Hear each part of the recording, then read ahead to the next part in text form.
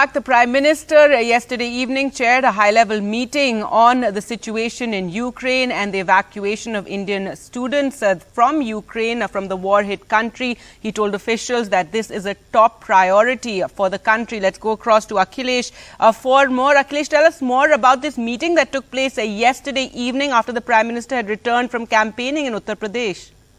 Well, Gargi, this meeting lasted for around 2 hours, and Prime Minister reviewed the situation with the senior officials, and of course, Minister of External Affairs, Mr. Jaishankar, was also present in the meeting.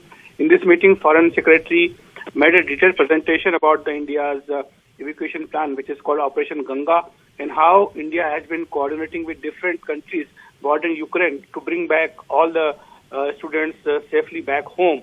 Though India is facing difficulty because a lot of students are stuck at different borders, and because there's a large number of Ukrainians also who are trying to leave the country. So Indians are actually part of that big crowd. So it's very difficult for the Indian officials to coordinate with the local officials to get them back. And that is why some difficulties are being faced. So all these issues were raised in this meeting, and it was decided that India will enhance the cooperation with the neighboring countries so to bring all the students safe as soon as possible. Right, Akhilesh, because, yesterday there were all these disturbing reports of students being manhandled or stranded at the border with Poland, at the border with Romania, and it's sub-zero temperatures there, so many in very, very difficult conditions. And then there are the other students who are stuck in bunkers still, who've not been able to really move out. And they're speaking to their families and talking about how resources are running out.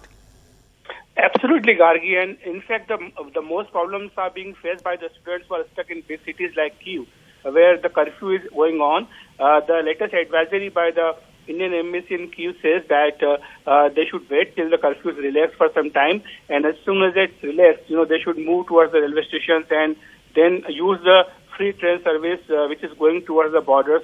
So this is the latest advisory issued by the Indian Embassy in Kyiv. And you are absolutely correct. There are some disturbing pictures, videos, which are being circulated by the worried parents that how some Indian students were being manhandled by the Ukrainian guards at different borders. Though Poland has said it very clearly that the Indian students will not need any visa to enter their country. But as I mentioned earlier, that because the number is so huge, because Indians are just part of a big exodus which has been happening right now, where a large number of Ukrainians also trying to leave the country.